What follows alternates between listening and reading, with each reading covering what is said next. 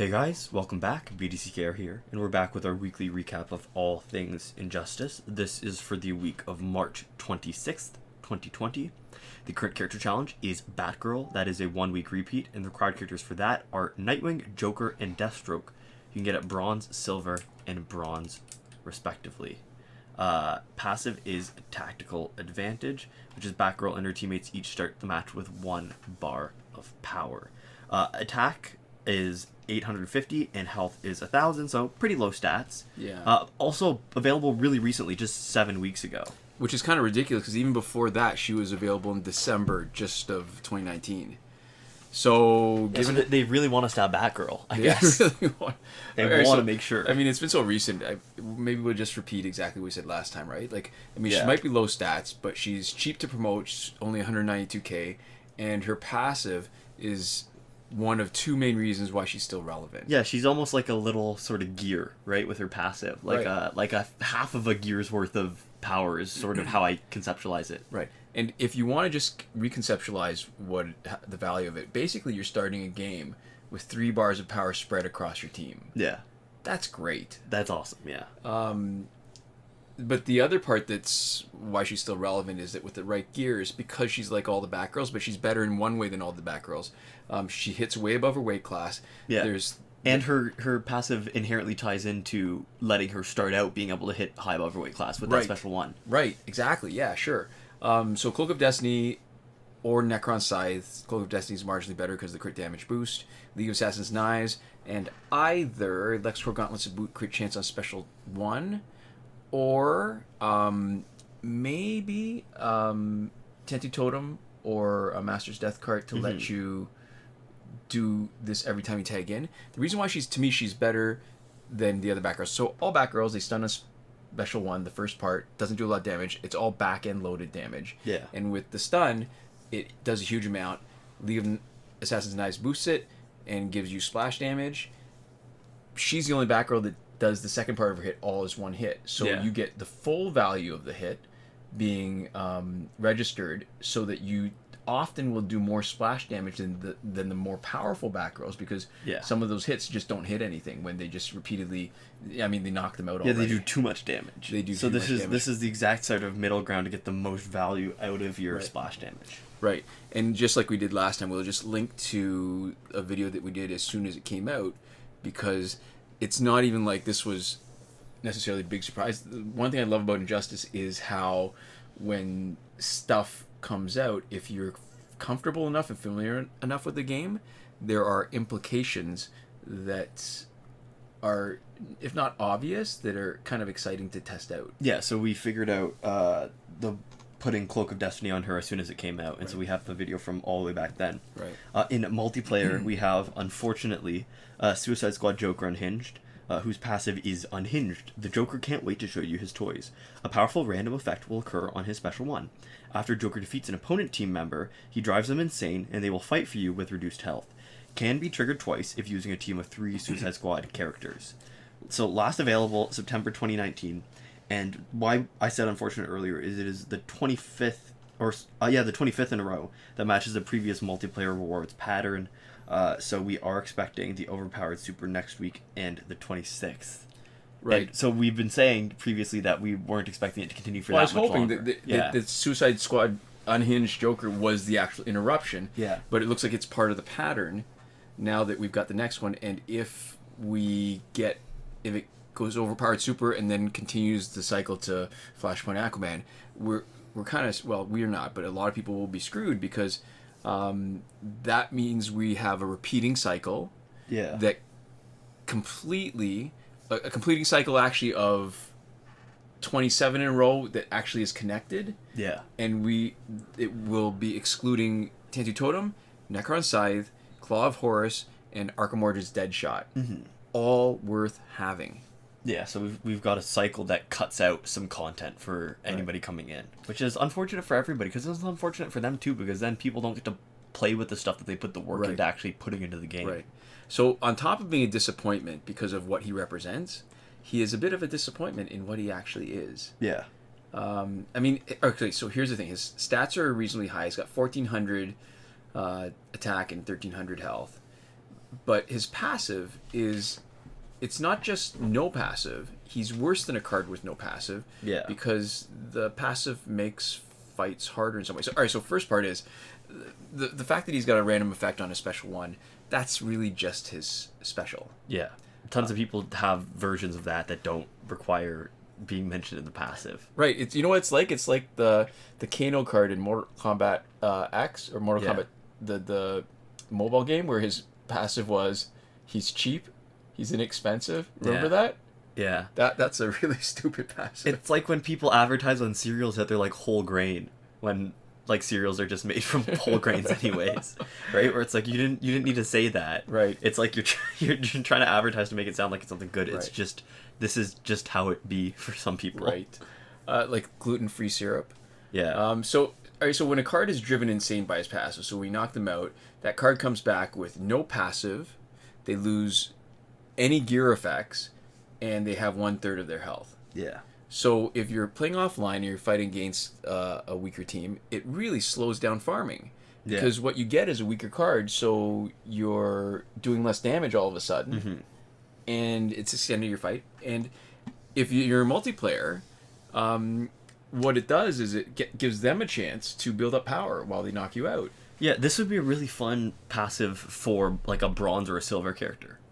Oh, yeah. Right? This would be a really good early game passive in the same way that one Dark Side would have made more sense as a bronze character. Yes. Same with this, where, you know, the further up you are in the game, not having any gear just means that you're essentially waiting to die. Right. I mean, and it's not bad as a meat shield, but you have to time it right for it to be useful. And you can't time that exactly right to be useful. Right. Like I think we mentioned this before, where the ideal situation is knocking out Shazam with it. Or no, sorry, Killing Joke Joker. Right. I was thinking of the combo of Killing Joke Joker. Right, Joke because Joker then somebody Shazam comes together. in with 3 bars. And then they use it on you, Yeah. ideally. Yeah, so... Because otherwise there's not a huge... You can't really set this up. Like, you can't plan for it the same way. Right. Because you can't trigger knocking somebody out whenever you want. So, you know, you have to knock somebody out and have them already come in with specials for it to be useful. Right. And I'm also not a big fan of the special anyways, like that's sort of taken over the passive. I'm not a huge fan of random effects on offense, so you've got a chance of poison, power drain, power gain, and life drain. Mm-hmm. Which, so boo all around. Mm-hmm. Boo Joker. In the store, we have the Arkham Knight bundle, and that is for $24.99. And it comes with Arkham Knight and 100,000 power credits. It's one copy, doesn't unlock in your store. It's probably what next week's challenge is going to be, but, you know, don't buy it.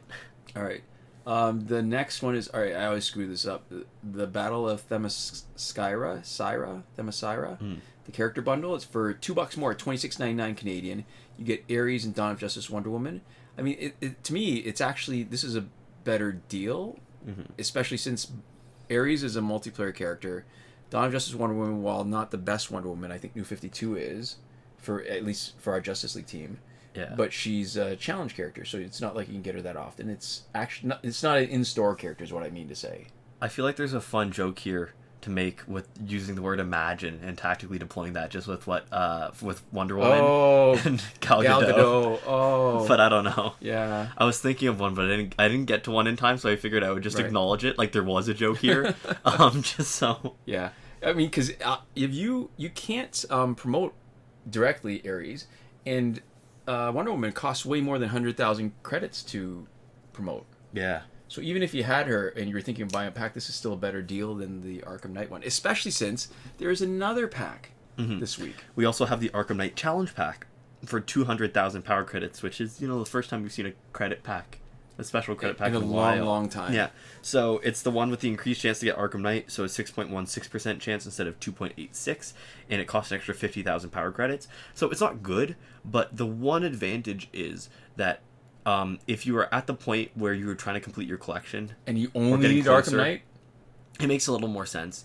And it would make more sense if he wasn't next week's challenge. It's also that's a good point. To me it seems like anything for credits is good, because at this point credits have been devalued a lot more with all the other sort of stuff that you need to actually get your guys good and in fighting shape. Yeah. Where other than like gear and characters, right? Once you hit that sort of plateau. All right, so this is occurring to me now, like, I guess, a long, long time after it starts. The fact that they're devaluing credits, so that there's so many other power credits, that there's so many other things you can get with other currencies. Yeah. If anything, then it makes this part of the grind better, because if you actually had more things to buy when you're starting, at least, then it would be harder to make progress in gears and harder to make progress by promoting your own characters when you've unlocked them. That makes sense. Yeah. In Survivor, we've got the Suicide Squad companion gear until the 1st of April. Okay, and I do want to say it's weird. Last week's was until the 25th. It only switched over to and now today. It's not long. It's only at a all. week. So this is maybe it's time to stop announcing the Survivor gears, because it seems like, based on comments, that a lot of people are getting different things, and clearly this is a little bit messed up for us. Yeah. Phantom Zone is here for one more week. Fight 62 is still broken, and we have double XP for this weekend. Maybe it's another coronavirus special. Yeah, not sure why. Yeah, is there an occasion? Is something happening? I don't know. A lot of things are happening. Well, no, but I mean, like something that would make sense for Injustice that was regular. To do. Yeah. I don't know. Last weekend's breakthrough was Zatanna, Flash, and Solomon Grundy, and we expect this weekend's breakthrough to be Superman, Raven, and the Arkham Knight. If you want to be able to predict what next week's breakthrough is, just like us, we have a link in the description to a Reddit thread from Devlin16 that goes over the complete breakthrough cycle, and the place where he notes a gap, there is no gap. Right. Or from what we've seen, it's cycled without it. So moving on to current glitches, remember that every working glitch is explained in a video as part of the playlist that you can reach by clicking the eye in the top right corner of this video and in the description. We are Android only, so we're only able to confirm these glitches for Android, but we'll comment a little bit when people who have been watching on iOS share some information, and we'll get to that in a bit. So starting off with the not working glitches, there's nothing for credits that we're willing to endorse. In Season 6, Episode 9 of our PNQ and A&T, we talk about one that does work, but that we do not talk about and don't endorse. Or I guess I shouldn't say don't talk about, because we're doing it right now. Yeah, but basically it uses two devices. We think it's dangerous, so we don't endorse it. We don't do it. In terms of other stuff that you can't do? Yeah, getting repeated past multiplayer season rewards, can't do that anymore. You can't exploit getting early multiplayer season rewards unless you're happy with getting the really crap stuff that's not the main reward. And I don't think we can even exploit it anyways.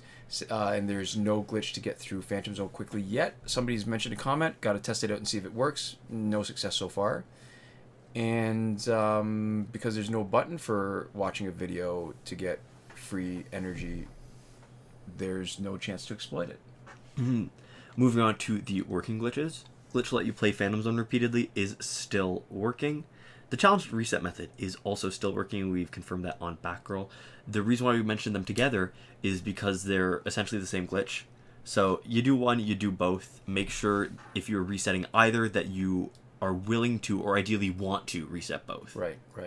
And so we've cut and pasted a comment from viewer Jonathan Yang on how to reset the challenge on an iOS device. Remember, we are Android, can't test it. There's been some positive feedback from other viewers, though. So you can check that out for yourself if you want.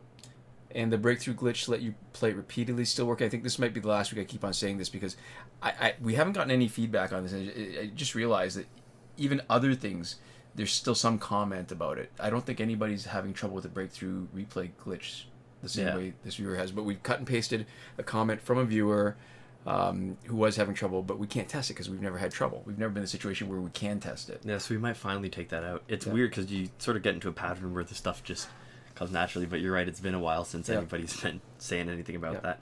I guess if you're listening and it did help you at one point, comment now. Then this is save it. Yeah. The airplane mode / refund glitch is still working. That's good for packs with random drops, aka loot boxes and last laugh tickets. It does not work in the Phantom Zone when it's around for us, because it requires an online connection.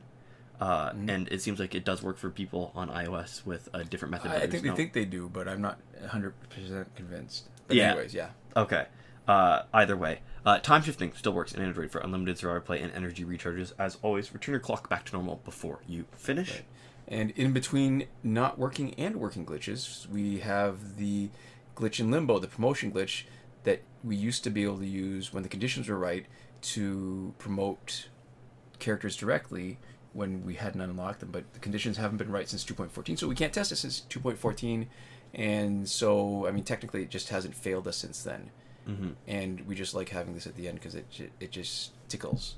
my fancy. There we go. And the last thing that we need to do in this video is thank everybody who has been supporting us on Patreon. We really appreciate you guys. So that's a huge thank you to Console Peasant and Edwoon, who are supporting us at the top tier Last Word, Mohammed Albshaiti at the Your Message Here tier, Shawn Farrell, Daniel Simonson, Aaron Maule, Michael DeVries, and Brandon C., who are all supporting us on the credited level, and Chris Wolff and Scarlet Enby at the gratitude level. Thanks so much for your support, and thanks so much to all of you for watching. We'll see you next time. Komoda.